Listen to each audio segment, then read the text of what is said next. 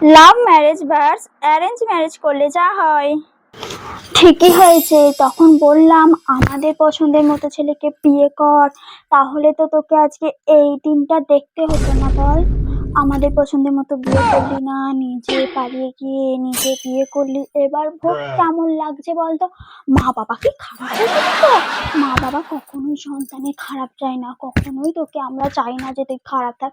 এখন থাক, আমাদেরকে কোনো কথা বলতে আসবি না, যা হচ্ছে তুই মানিয়ে গুছিয়ে নিয়ে ওখানেই পড়ে থাক।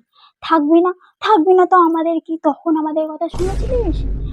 একটা তো কথা শুনিসনি, এবার ওখানেই পড়ে থাক। যদি তখন আমাদের কথা শুনতিস তাহলে আজকে এই দিনটা দেখতে হতো না। কত বড় বড় বাড়ি থেকে সম্বন্ধ এসেছিল, আর তুই কি করলি? ওই বিটকেলের সাথে পালিয়ে গেলি শেষে। নে এখন থাক ওখানেই, আমাদের কোনো কথা বলতে আসবি না। বাবা কোনো কথা বলবি না, তুই যেমন গেছিস তুই নিজে বোঝ, নিজে ভাব, আমাদের সাথে কোনো সম্পর্ক তোর নেই। আজ থেকে চলে যা এখান থেকে। দেখ মা, কি আর করবি বল? তোর ভাগ্যে যদি এরকম থাকে, আমরা তো খোঁজ নিয়ে দেখে শুনেই তোর বিয়েটা দিয়েছিলাম মা। কি করে জানবো যে ছেলেটা খারাপ, তোকে মারধর করে? মা তুই মানিয়ে গুছিয়ে নিয়ে ওখানেই থাক, ওখান থেকে আসার কথা একবারও ভাবিস না। তুই যদি ওখান থেকে চলে আসিস তাহলে আমরা কিভাবে পাড়ায় মুখ দেখাবো তুই বল মা? তুই ওখান থেকে একদম আসবি না মা।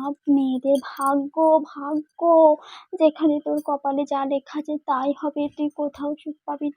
না না, ওই বিটকেল তোকে কোনোদিনও ভালো রাখতে পারতো না রে, এর চেয়েও খারাপ থাকতিস। তুই এখানে বরঞ্চ ভালো আছিস মা, তুই কোনো চিন্তা করিস না। তুই ওখানেই পড়ে থাক, ওখানেই থাক, আমাদেরকে কোনো কথা বলিস না মা। ভাগ্যের এটা কি করবি বল? মানিয়ে গুছিয়ে নিয়ে ওখানেই থাক। হ্যাঁ মা, ওখানেই থাক মানিয়ে গুছিয়ে নিয়ে।